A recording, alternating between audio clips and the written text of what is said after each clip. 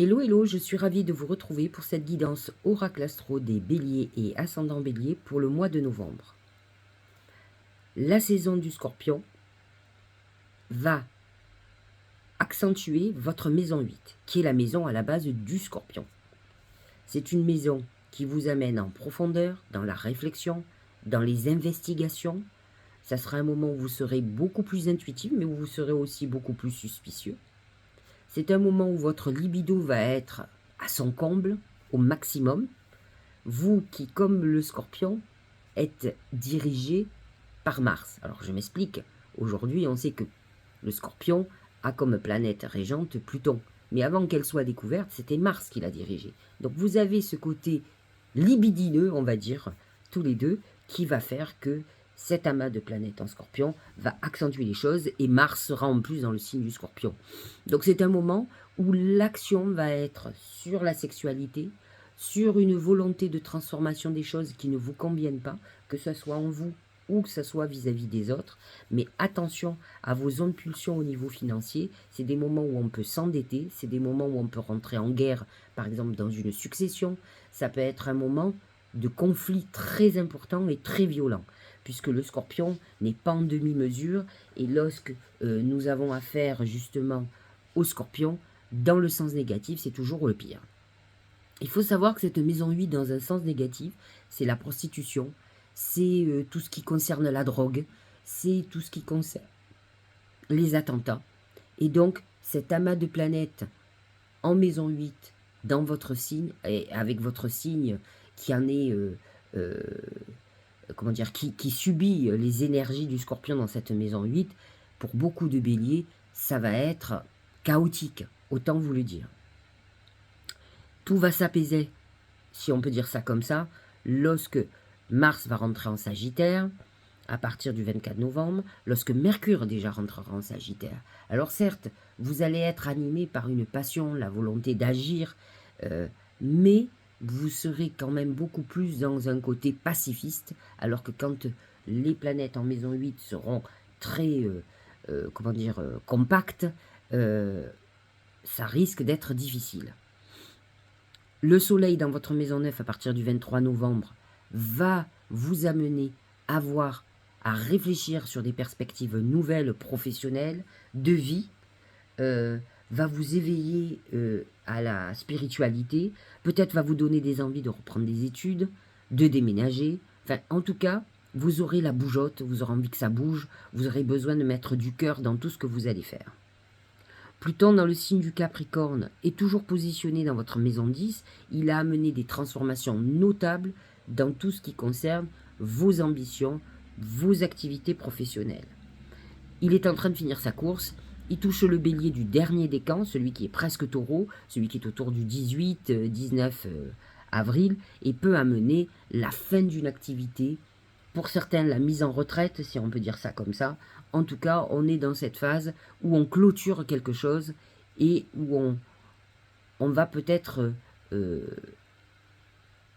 comment dirais-je, minimiser ou calmer nos ambitions qui pouvaient être débordantes. Le poisson est positionné dans votre maison 12. Donc c'est la maison de la psychanalyse, du bilan, de la réflexion, de l'introspection. Ce sont les trahisons qui réapparaissent. Nombre de béliers et ascendants béliers ont pu être trahis puisque Neptune, positionné dans le poisson depuis bien longtemps, a pu faire pour chaque décan ressurgir des trahisons, des choses cachées, des mensonges, des maladies aussi. C'est la maison des épreuves. Vous pouvez, pour certains béliers, ascendants béliers, ce peut être des épreuves au niveau de la santé, de longs passages en hôpitaux, un traitement lourd. Neptune en poisson ne vous épargne pas. Saturne vous demande de changer ce qui ne fonctionne pas dans votre vie et ce qui a peut-être pu déclencher justement ces maux. Problème de dépression, problème d'addiction, problème de maladie. À vous de voir ce qui ne va pas dans votre vie et changer ça. Saturne touche le premier décan, les poissons du mois de, les béliers du mois de mars, pardon. 21 mars, 22 mars, c'est les tout débuts. Et en plus, il sera direct à partir du 5 novembre, ce qui va vous aider à y voir beaucoup plus clair et à prendre des décisions. Dieu sait si les béliers ne sont pas comme les poissons. Ils sont les premiers à avancer et à prendre les décisions qu'il faut. Vous le savez, le nœud karmique est dans votre signe. C'est un moment où des vieilles guerres, des vieilles rancœurs vont réapparaître. C'est des moments où il va falloir que vous pesiez le pour et le contre comme une balance, de savoir si vous allez rentrer en guerre ou pas. Et donc, nous sommes dans cette configuration. Ce sont surtout les derniers décans du bélier qui sont touchés, puisque le nœud nord est à 24 degrés du bélier. Et donc, à vous de voir, de vous avec vous, si les rancœurs, les colères, la jalousie, la vengeance en vaut la peine. Est-ce qu'elle vaut la peine de rentrer dans des conflits? Est-ce que la paix n'est pas la solution idéale? Et ne pas rentrer dans des déchirements ou des guerres qui n'en finissent pas. À vous de voir. On sait que les planètes en taureau sont dans votre maison 2. Jupiter en taureau va vous amener à faire des projets immobiliers, achats, ventes, à accroître votre patrimoine, à augmenter votre portefeuille, à augmenter votre compte en banque. C'est une période d'abondance. Jupiter est positionné entre 10 et 7 degrés parce qu'il est rétrograde actuellement, et donc il touche surtout le premier décan, donc les béliers du mois de mars, où vous êtes dans une période où vous devriez accroître votre patrimoine. Vous pouvez être replongé dans une époque où vous avez eu des problèmes de justice, quelque chose qui vous a fait perdre de l'argent et qui va peut-être vous faire comprendre pourquoi vous avez perdu. Qu'est-ce qui a été problématique dans votre vie? Lorsque Jupiter redeviendra direct, vous pourrez à ce moment-là prendre des décisions importantes et ne plus faire les mêmes erreurs. Sortez de l'impulsion, soyez dans la réflexion. Les planètes en 12 vont vous aider et donc posez-vous, ne soyez pas pressé de tout. Vénus est en Vierge jusqu'au 9 novembre. Elle est positionnée dans votre maison 6. Elle peut créer quelques soucis de santé. Vous pourriez faire une rencontre en allant faire du sport, en allant faire vos courses, sur des routines quotidiennes, donc vraiment pas dans un environnement amoureux. Lorsque Vénus va rentrer dans la balance, à partir du 9 novembre, là, elle est très intéressante puisqu'elle s'oppose à votre signe, mais elle est positionnée dans votre maison 7, qui est la maison du couple. Donc, certains béliers et ascendants béliers pourraient bien faire une rencontre cruciale, une rencontre avec qui on va vouloir s'engager. Le 28 octobre, nous avons une pleine lune en taureau. Elle va être dans l'axe 8-2, c'est votre axe financier. Voyez ce qui va se passer. Cette opposition va vous montrer entre perte, amas de planètes en scorpion, et de l'autre côté, Jupiter qui amène la croissance et l'évolution.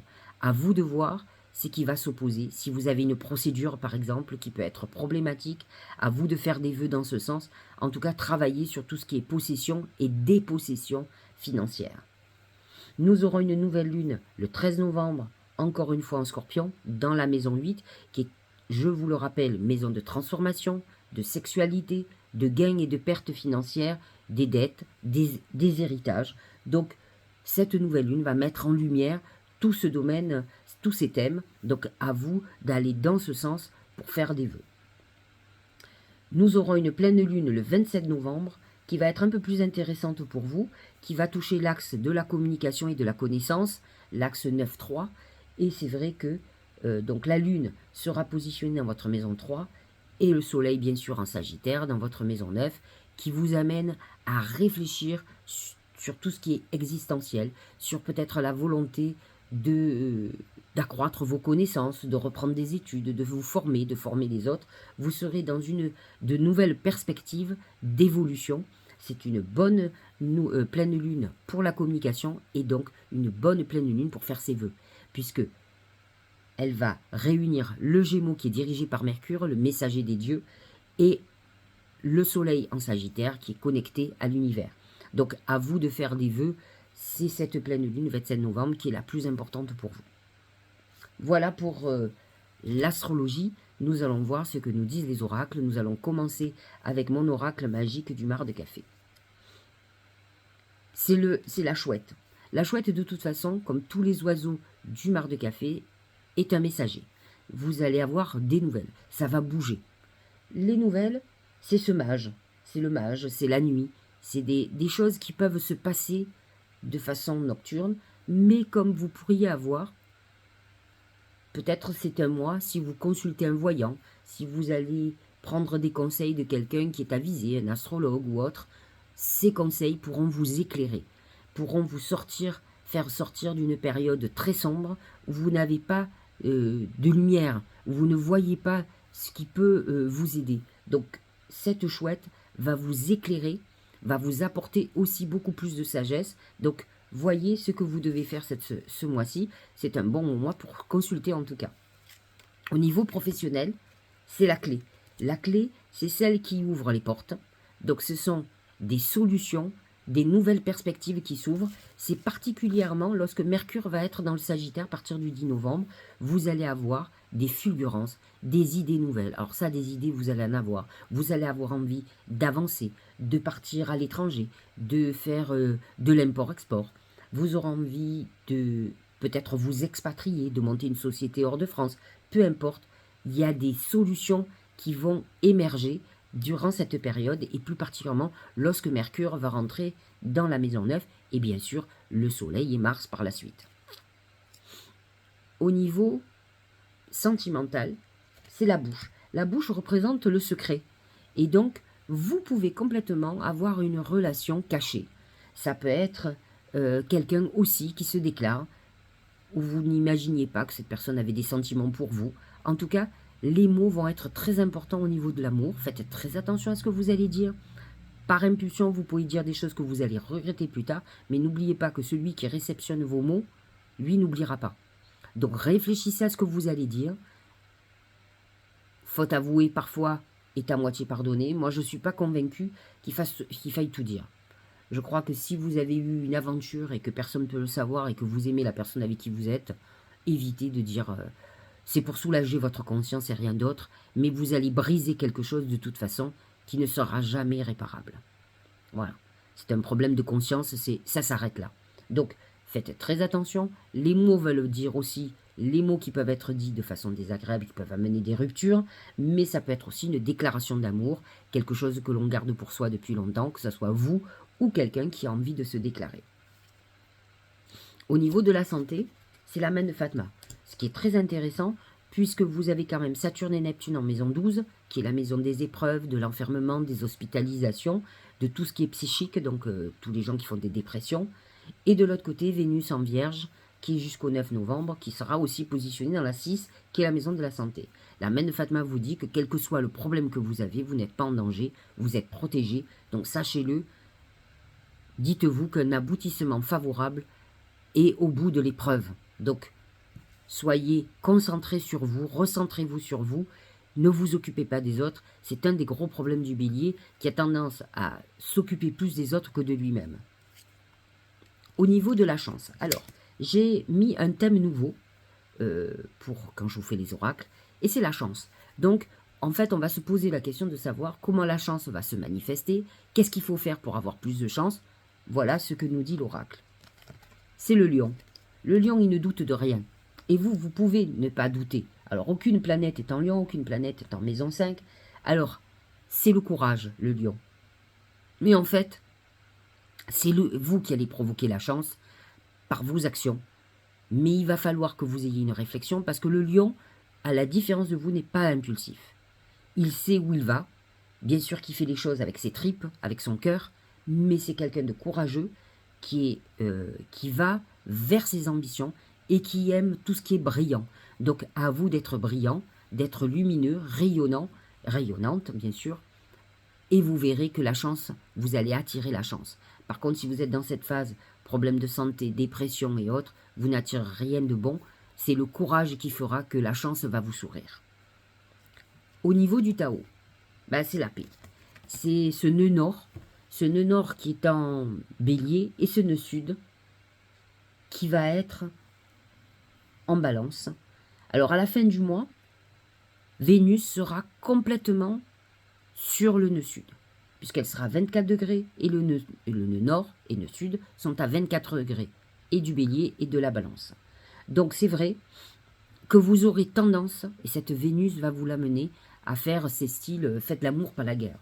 Allez beaucoup plus vers le côté pacifique. On le ressentira beaucoup plus en fin de mois, en tout cas vous, mais en tout cas on vous dit d'aller vers la paix et non pas la guerre. Donc réfléchissez.